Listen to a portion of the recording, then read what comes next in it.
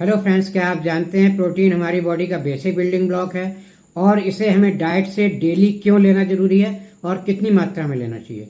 तो दोस्तों, देखा जाए तो प्रोटीन हमारी बॉडी में स्टोर नहीं होता, इसलिए इसको डेली लेना बहुत ज़रूरी है। जैसे कि कार्बोहाइड्रेट और फैट्स हैं, ये हमारी बॉडी में स्टोर हो जाते हैं।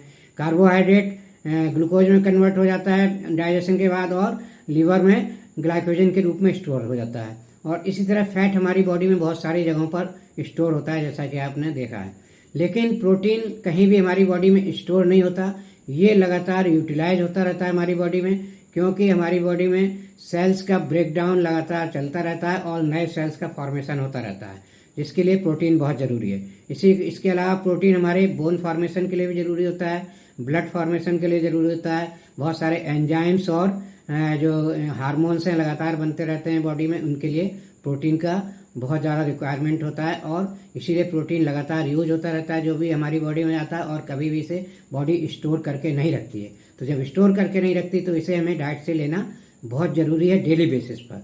और कितना लेना चाहिए हमें डाइट से, तो ऑन एवरेज अगर देखें तो एक एडल्ट को 1 ग्राम प्रोटीन पर केजी बॉडी वेट लेना चाहिए। यानी कि आपका अगर बॉडी वेट 60 केजी है, जो भी आपका स्टैंडर्ड वेट होना चाहिए, ओवर वेट या अंडर वेट की बात नहीं कर रहे हैं, तो जितना स्टैंडर्ड वेट आपका होना चाहिए उस वेट का मतलब अगर 60 केजी आपका स्टैंडर्ड वेट होना चाहिए तो आपको 60 ग्राम प्रोटीन पर डे लेना चाहिए डाइट से।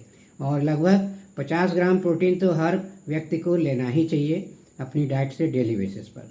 तो अगर इतना प्रोटीन आप डेली नहीं ले रहे हैं तो आपको प्रोटीन की डेफिशिएंसी हो सकती है। और शायद इसी जागरूकता न होने के कारण इंडिया में आज लगभग 75 से 80% लोगों में प्रोटीन की डेफिशिएंसी है। तो दोस्तों, keep your protein tank full and be healthy.